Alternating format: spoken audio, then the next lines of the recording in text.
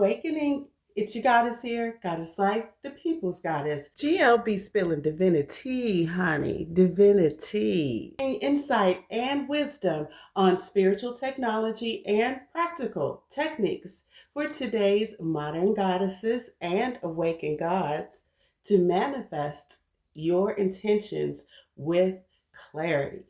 Always keeping it sage and hood. I inspire you to master your power, to manifest the desires of your heart into your own 3D physical experience. I am your favorite manifest enthusiast. The benefit of the collective, I am starting this new series. I will be giving a brief overview, a summarization of some of the details of the trial of the United States of America against Sean P. Diddy Combs. I think it's important for the information that's coming out in this trial is that's available for the people. We need to know what kind of deviant behavior is around us. And I also think it's important to do an energetic, like spiritual assessment of the information that's coming out. I don't think it's good to just sit and hear all of this heinous shit and be left hanging, feeling all fucked up about everything, right? So as I'm for healing, we're going to heal as we do go through this together. So as a benevolent goddess, I have taken it upon myself to transform this information that we're getting into spiritual lessons to try to help anyone from getting caught up in any way in some kind of mess like this. I would hate for what happened to Cassie and others to happen to anyone else. It's time to talk about P. Diddy, the narcissistic energy vampire. Spilling that divinity. To give a little summary of the trial so far, we've heard from a former hotel security guard. He's now a police officer, I think, but at the time he was a security guard at the hotel who testified regarding his involvement in the infamous hotel assault that was captured on video. This is, many of us may have seen that in mainstream media. We also heard from a male dancer turned freak off performer who developed feelings for Cassie during his time with her. And most recently, we've heard from Dawn Richard, former Danity Kane member created from the Making of the Band MTV reality show, season 3. And later she became part of a musical trio, including P. Diddy himself, and it was called Diddy Dirty Money. For the most part, these people spoke of the acts that they witnessed of physical violence to Cassie by P. Diddy, allegedly. Cassie's last appearance on the witness stand was particularly hard to listen to. I think she did 2 days, maybe 3 days. There were tales of oral lesions, pelvic infections, and not only having to still perform and mostly freak off performances, sometimes musical performances, but she was doing way more freak offs, it seems to me, in my opinion, than anything else. With these conditions present, as well as having to do them after she's got her ass beat. The show always and does go on, I guess. But let's talk about that energy that drives a person who's willing to take on the role of the devil. These people, they demand loyalty during the love bombing season. You know, that comes first before you ever find out who they really are. And most unsuspecting people will willingly agree and pledge their loyalty. It's a natural thing when you start a relationship. Once you have committed your loyalty, though, and they start with the abuse, they will always remind you about how you promised to remain loyal. The fact that most people not only wish to be loyal and have that reciprocated, of course, but people like to keep their word as well. So this reminder sort of causes like a default setting back to the energy of loyalty. GLB spilling divinity, honey, divinity. Then a narcissistic energy vampire, which is what I feel like Diddy is, will use fear, control, and shame to promote submissiveness. Fear not only controls the victim, but everyone around the victim as well. Now, there were grown men around many times when Diddy allegedly was putting his hands on Cassie, women too, but there were men around, and nobody did anything but watched in most instances. This reminds me of the scene in of the movie What's Love Got to Do with It, the Ike and Tina Turner story. It was the scene in the diner where he wanted Edna Mae to eat cake, Edna Mae, eat cake. And she, no, I don't want no cake. Like, probably she was having to watch her weight as well anyway, so he was going to beat her ass. But he finally became abusive towards her, embarrassed her in the diner. And her friend got up and defended her, and he slapped the shit out of her friend, knocked her to the ground. And she got up and said, I'll never let a motherfucker hit me. I'm out of here. And she left. As Tina was there, it's okay, it's okay, it's okay. And she said, it's not okay. Let a motherfucker put his hands on you. Anyway, that scene, yeah, that is the kind of business that he was throwing around. Like, for sure, he was doing the thing like, if you don't like it, I'll beat your ass too. Said it, meant it, and did it, as in most cases. Sorry about that.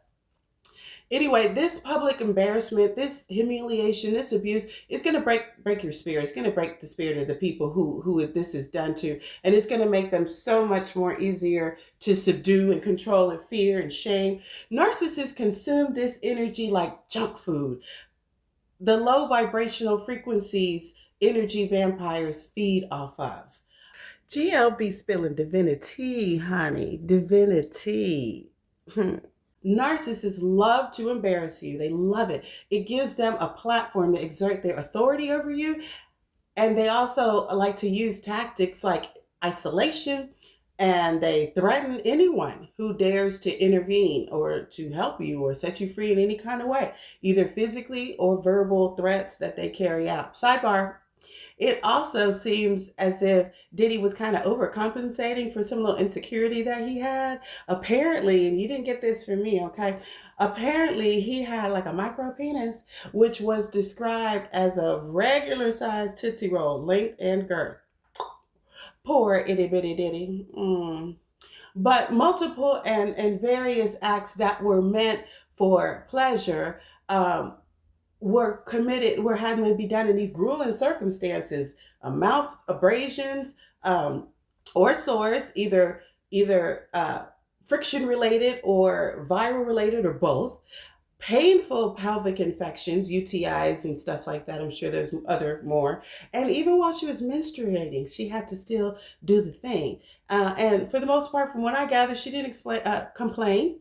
She played the role of someone who was in support of all of this and mess with text messages and verbal, affirmation stuff like that. I think I was out of self-preservation and an opportunity to get the chance to realize her dreams like she was promised in the first place. Never happened. Let's talk about self-love and manifesting your own intentions with clarity instead of having somebody else manifest their intentions by using your energy.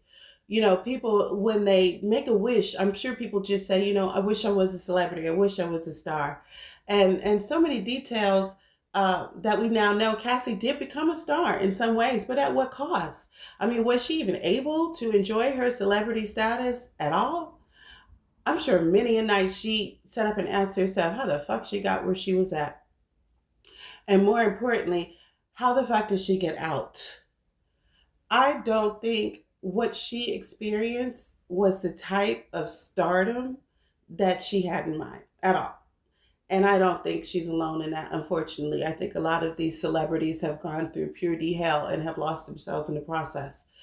The things that Cassie felt she had to solidify her opportunity afforded her shame, loss of innocence, loss of purity, amplified. Loyalty was one thing, but unfortunately, it helped to entrap her and made her feel like he was the only one who loved her, and that she had to continue to be loyal to him at the detriment of herself in all of this toxicity. That tactic of reminding the victim of their oath of loyalty and of that oath, causes an automatic factory reset. They just like go back to, okay, yeah, this is what the foundation, what this relationship is based on. Desperate for fame and success, nothing wrong. Nothing wrong with wanting to be famous and successful. There's nothing wrong with wanting to be a celebrity either. It's nothing wrong with that. But do you know who you are? Do you know what powers you possess? In this life, self love is paramount. It's the name of the game. You have to. GLB spilling divinity, honey. Divinity. You have to fill your own cup first. You have to fill your own cup full of healthy self love, and it gives you a meter kind of to determine the measure of love and respect you require from others in your very, very magnetic, energetic field. If other entities, people, jobs, aspirations coming towards you don't match your own self love that you have for yourself or better, whatever they are offering should be regarded and answered as a holy hell no. Another thing is these narcissistic people give you a trial run with a fake version of themselves that could last 6 months, 8 months, a year. And but however long it lasts, as soon as you see the real them, because you can't fake energy for very long, as soon as you see the real them, believe that shit and get the fuck out of there. It is what it is. No second chances. And move on. Forgive them and move on. No one, nobody should have more power over you than you. GL be spilling divinity. That is why it is so important to master your power, to manifest your own intentions with clarity. Look, either you do it, master your own power, or someone will master it for you and use it to their advantage. Trust. But mastering your own power entails mastering your relationship first with source energy, with God, the higher power, the one, the all, perfect love, and perfect trust.